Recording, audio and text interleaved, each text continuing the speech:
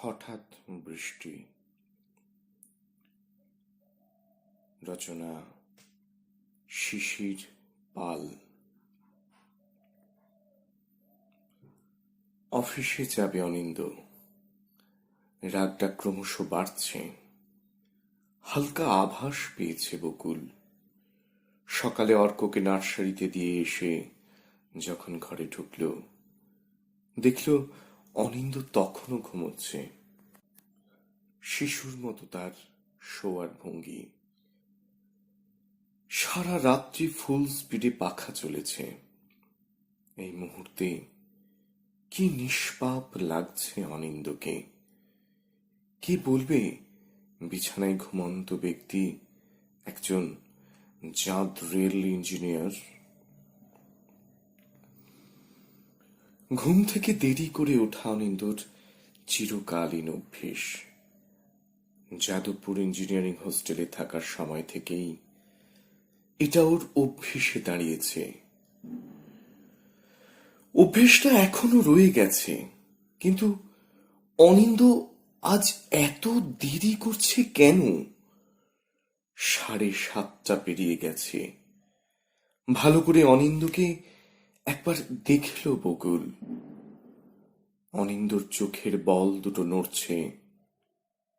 জেগে আছে, হয়তো সুখ স্বপ্ন দেখছে। বকুল ভয় পেল, ডাকলেই স্বপ্নটা ভেঙে যাবে। না ডাকলেও দেরি হয়ে যাচ্ছে।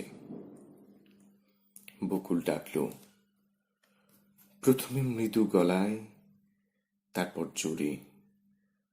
অনিন্দ নির্বিকার খাটের এক পাশে বসল তখন বকুল। ঠেলা দিল অনিন্দকে। অনিন্দ চোখ খুলল। চোখে মুখে বিরক্তি আছড়ে পড়ছে। সাধারণত এরকম হয় না। বকুলের চঞ্চলতা বাড়ল। বলল, তুমি মুখ ধুয়ে ফ্রেশ হয়ে নাও, আমি চা আনছি। গায়ের পাতলা চাদরটা সরিয়ে নিঃশব্দে উঠল অনিন্দ। বকুলের কথা শেষ হবার পর ঘরটা আবার স্তব্ধ হয়ে গেছে। এমনই হয়, প্রায় সারা দিনই শব্দহীন থাকে। অর্ক স্কুল থেকে ফিরলে ওর মার একাকিত্ব অনেকটা কাটে। বকুলের জন্য অনিন্দর বরাদ্দ সময় অনেক কম। তবে বকুলের দুজন ভালো সঙ্গী ছিল, রবীন্দ্রসঙ্গীত আর কবিতা। আগেও নিয়মিত গানের রেওয়াজ করত। ইদানিং ওর কি যে হয়েছে কে জানে। অনিন্দ বহুবার বলেও ওকে গানে মেশাতে পারেনি। কবিতা লেখা তো অনেকদিন আগেই ছেড়েছে। বকুল বদলে যাচ্ছে, এজন্য অনিন্দর ভয় হয় মাঝে মাঝে। তবে সব কিছুকে ছাপিয়ে আজ বিপরীত মুখে কিছু একটা যেন ঘটতে যাচ্ছে। ফ্রেশ হয়ে পেপারে ডুবেছে অনিন্দ। বকুল চা দিয়ে গেছে। চায়ের কাপ থেকে বাষ্প পাক খেয়ে খেয়ে প্রাতঃকালীন বাতাসে মিশে যাচ্ছে। কিছুদিন হলো বসন্ত এসেছে। বাংলা তারিখটা অনিন্দর মনে থাকে না কিছুতেই, দরকারও নেই। অনিন্দ চায়ে চুমুক দিচ্ছে মাঝে মাঝে। বকুল আবার এলো, বলল, একটা কথা বলবো।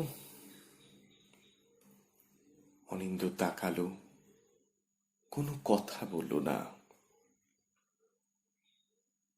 বকুল বলছে, আজ একটু তাড়াতাড়ি ফিরবে? অনিন্দ নির্বাক, নিঃশব্দ।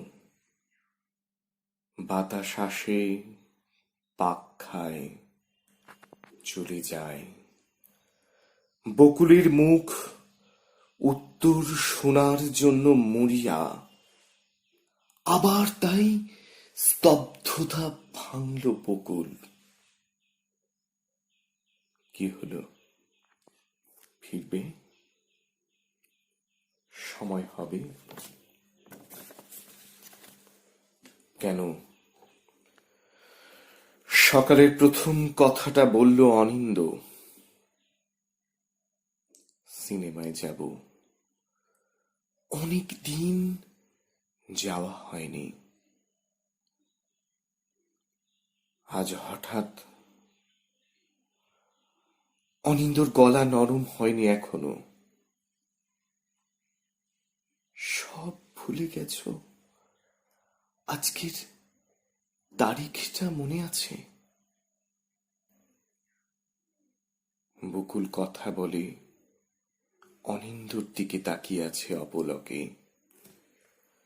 অনিন্দ হাসল এবার। হাসির ভেতরেও রাগ দমকে দমকে আসছে।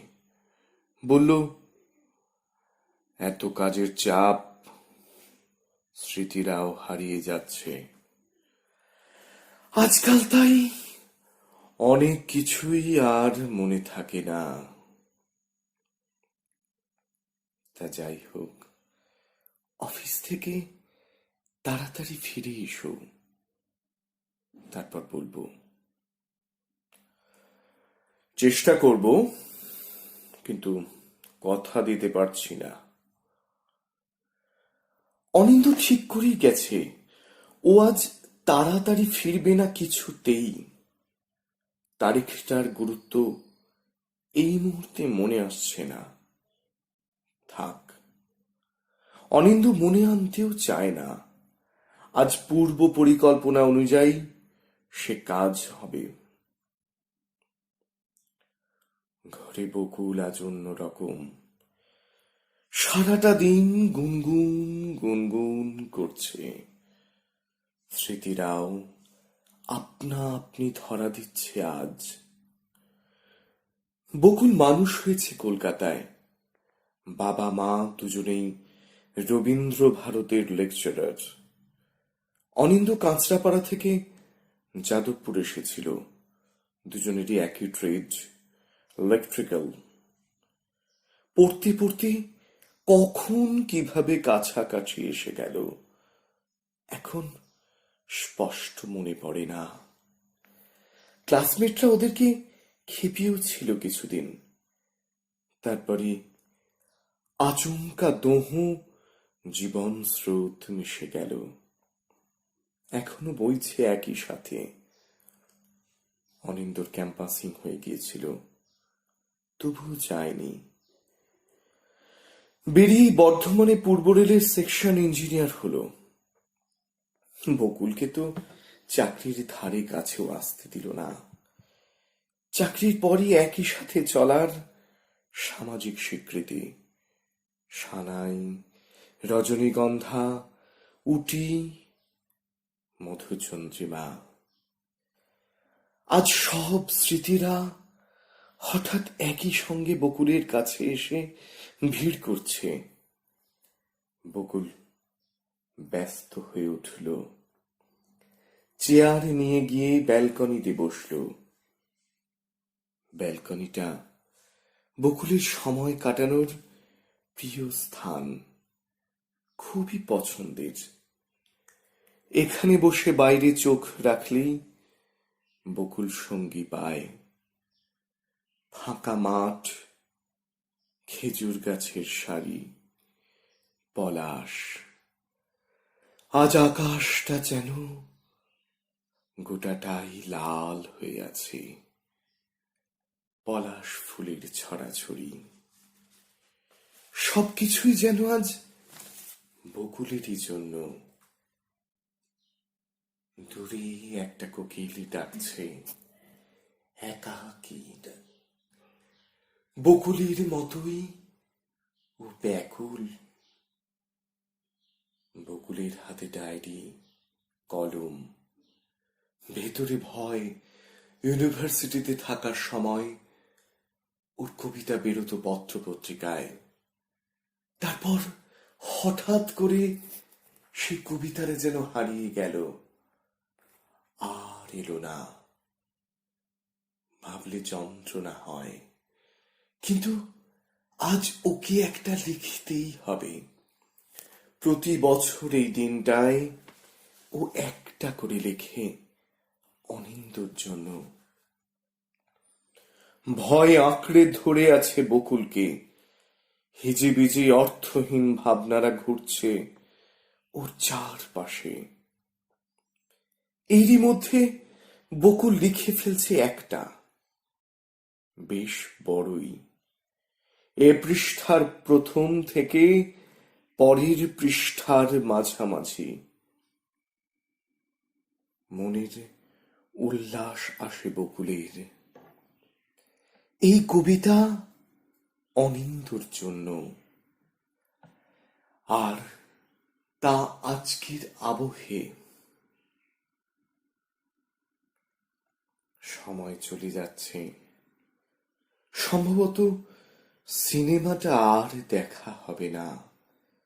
এখনো এলে হয়তো যাওয়া যেত, কিন্তু অনিন্দ আসবে না বোধ হয়। সকালে অত করে বলেছে বকুল, তবু অনিন্দ আসছে না। ব্যালকনিতে বসে সময় গুনছে বকুল। ঠিকানাহীন ভাবনারা হুড়মুড় করে আছড়ে পড়ছে ওর চারপাশে। অপরাহ্ন এগিয়ে হারিয়ে গেছে কতক্ষণ। বকুল বুঝতে পারেনি সেটা। এখন চারপাশে অন্ধকার। বিদ্যুৎ বাতি জ্বলছে এদিক ওদিক। অনিন্দ ফিরেছে, ফ্রেশ হতে বাথরুমে ঢুকেছে। রাত্রিকালীন স্তব্ধতা পুড়িয়ে দিচ্ছে ঘরটাকে। 1 ঘন্টা 2 ঘন্টা নয়, কয়েক ঘন্টা দেরি করে ফিরেছে অনিন্দ। বকুলের রাগ, অভিমান, অনুযোগ এসে ওর স্বাভাবিক আচরণ বিপন্ন করতে চাইছে। তবু নিজেকে স্বাভাবিক রাখতে বকুল আজ মরিয়া। অনিন্দ হাত মুখে তোয়ালে বোলাতে বোলাতে বেরোলো। বকুল বলল, কোল্ড ড্রিঙ্কস দেব? দাও। অনিন্দ অবাক হলো। বকুলকে কিছু বলবে না, রাগ করেনি। বাইরে থেকে তোকে স্বাভাবিক লাগছে। কোল্ড ড্রিঙ্কসের চুমুক দিতে দিতে অনিন্দ বলল, অর্ক কোথায়? পড়ছে, টিউটর এসেছে। বকুল পাশে বসে আছে। অনিন্দ নির্বাক, কিছু বলতে পারছে না আর। তবে কি কৃত্রিম রাগটা অনিন্দ ছিঁড়ে ফেলবে? না, আর একটু চলুক, মিলনে বেশি তৃপ্তি আসবে। ডিনার টেবিলে বক বক করছে অর্ক। বাবা মার ভেতরকার হঠাৎ সৃষ্ট দূরত্বটা নিজের অজান্তেই ছোট করে দিচ্ছে মাঝে মাঝে। সংলাপে ঢুকতে বাধ্য হচ্ছে বকুল, অনিন্দ উভয়ই। বকুল মুখ খুলল, তোমাকে টায়ার্ড লাগছে খুব? না না, তেমন কিছু লাগছে না। আজ তাড়াতাড়ি ঘুমিয়ে পড়ো। সারাটা দিন কত না ঝড় গেছে, আমি বুঝি সব। অনিন্দ অনুভব করে ওর প্রতি বকুলের টান প্রবল। ও তাই কিছু বলল না। বকুল একাই অনেকক্ষণ ধরে বক বক করল। অর্ক ঘুমিয়ে পড়েছে। ওর মুখের দিকে তাকিয়ে অনিন্দুর বড় মায়া লাগে। অর্কর জন্য ও যে কোনো সময় দিতে পারে না। ভয়ও লাগে। অর্ক পর হয়ে যাচ্ছে না তো? অপরাধ বোধ গ্রাস করে অনিন্দকে। বকুলের তাড়ায় আজ তাড়াতাড়ি বিছানায় এসেছে অনিন্দ। কিন্তু বকুল এখনো আসছে না কেন? ও কি সংসারের কাজ এখনো গুছোতে পারল না? নাকি রেগে গিয়ে ঘুমড়ে ঘুমড়ে কাঁদছে? অনিন্দ উঠল, মশারি খুলে বেরোলো। ঘরের নৈশব্দ চূর্ণ করছে অর্কর শ্বাসের শব্দ। অনিন্দ গিয়ে দেখল বকুল এ ঘরে ব্যাগ গুছোচ্ছে। বকুলের পেছনে গিয়ে দাঁড়ালো অনিন্দ। ডাকল, বকুল। বকুল তাকালো, অবাক হলো। তুমি ঘুমোওনি? না বকুল, ঘুম আসছে না। কেন? চেষ্টা করছিও না। কিন্তু তুমি ব্যাগ গোছাচ্ছ কেন? কাল সকালে কলকাতায় যাব। বকুল আহত, টের পেল অনিন্দ। বলল, হঠাৎ কলকাতায়? বাবা মাকে দেখার ইচ্ছেটা হঠাৎই তো হয়, প্রি প্ল্যান লাগে না। বকুলের গোছ গাছ শেষ। শুধু শুধু দাঁড়াবে কি করে? তাই ঘরের মধ্যেই এদিক ওদিক হাঁটছে। বকুল, বকুল। অনিন্দর গলা একেবারেই নরম, তবুও আহ্বানটা জোরালো। বকুল দৃষ্টি ফেরালো। এদিকে এসো একবার। বকুলের বিস্ময় বর্ধিষ্ণু। চোখ দুটো নিয়ন্ত্রণ না মেনে বিস্ফোরিত হলো। এগিয়ে এলো পায়ে পায়ে। ধরা পড়তে চাওয়া দূরত্বে দাঁড়ালো। অনিন্দ অদ্ভুত ভাবে তাকালো বকুলের দিকে। এই মুহূর্তে বকুল ওর সামনে গৃহকর্ত্রী নয়, যেন বহুদিন আগের সেই দুষ্টু মেয়েটা। রবীন্দ্রসঙ্গীতের পাগলি, কবিতার জন্য মরিয়া এক কিশোরী। অনিন্দর চোখে চোখ পড়তেই বকুল কেমন যেন বদলে যায়, পড়তে থাকে মোমবাতির মতো। অন্ধকার গলে গলে পড়ে। অনিন্দর দৃষ্টির তল খুঁজতে চায় বকুল। অনিন্দ নিবিড় করে টেনে নেয় ওকে। বকুল অশ্রু কাতর হয়ে গেল সঙ্গে সঙ্গে। চোখ দুটো ভিজে এলো। অনিন্দ আবার মুখে আওয়াজ করে, বকুল, এই পাগলি।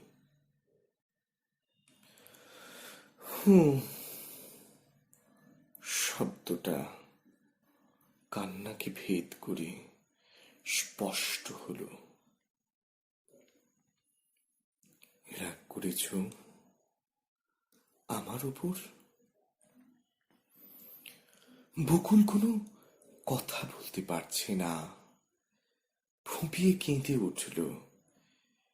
এই ক্রন্দনে লীন হয়ে গেল সারা দিনের ধৈর্যহীন প্রতীক্ষা, অভিমান, অনুযোগ, বিরক্তিবোধ, সবকিছুই। অনেকক্ষণ নীরবতার পর বকুল বলল, আজ তাড়াতাড়ি ফিরলে না কেন? এমনই, কোনো কারণ নেই। আজ তোমাকে খুব কষ্ট দিলাম বকুল, তাই না? আমার সবই মনে ছিল। 22শে ফাল্গুন আজ, ভোলা যায়? সানাই, রজনীগন্ধা, সবকিছু। বকুল আরো অবাক হলো। তুমি ইচ্ছে করে কষ্ট দিলে? কেন? বহুদিন রাগ করিনি তোমার উপর, কষ্ট দিইনি। খুব ইচ্ছে হচ্ছিল রাগের পরবর্তী মিলনটা উপভোগ করতে, তাই কৃত্রিম রাগে বাড়ি ফিরিনি। আলিঙ্গন আরো নিবিড় হলো। বকুল বলল, দুষ্টু কোথাকার, আমি কি তোমায় কম ভালোবাসছি আজকাল? তা নয় বকুল, আরো বেশি চাওয়ার প্রশ্ন। রাগের পরবর্তী মিলনে তা পাওয়া যায়, এই যেমন এখন আমরা পাচ্ছি। অপূর্ব তৃপ্তি, অপূর্ব, অপূর্ব। তোমার উপর কি সত্যি রাগ করতে পারি পাগলি? অনিন্দ, অনিন্দ।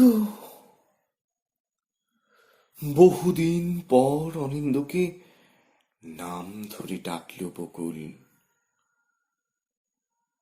কি বলো, কি?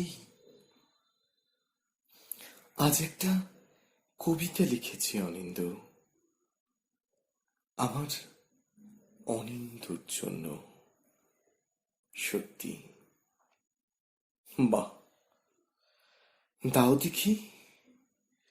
তবে কবিতার পরই কিন্তু তোমার গান শুনবো, শুনবই। দুজনেই এগিয়ে যায় কবিতার দিকে। অনিন্দুর কানে বহু পুরাতন গানের অনুরণন হচ্ছে।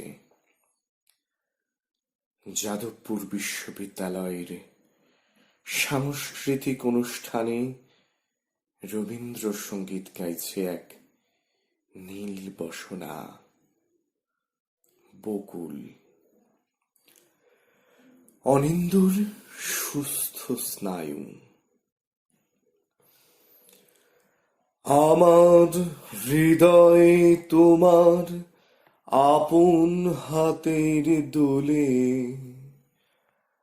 দোলাও দোলাও দোলাও আমার হৃদয়। আমার হৃদয়ে তোমার আপন হাতে দোলে, দোলাও দোলাও দোলাও আমার হৃদয়। দোলাও দোলাও দোলাও আমার হৃদয়। দোলাও আমার হৃদয়।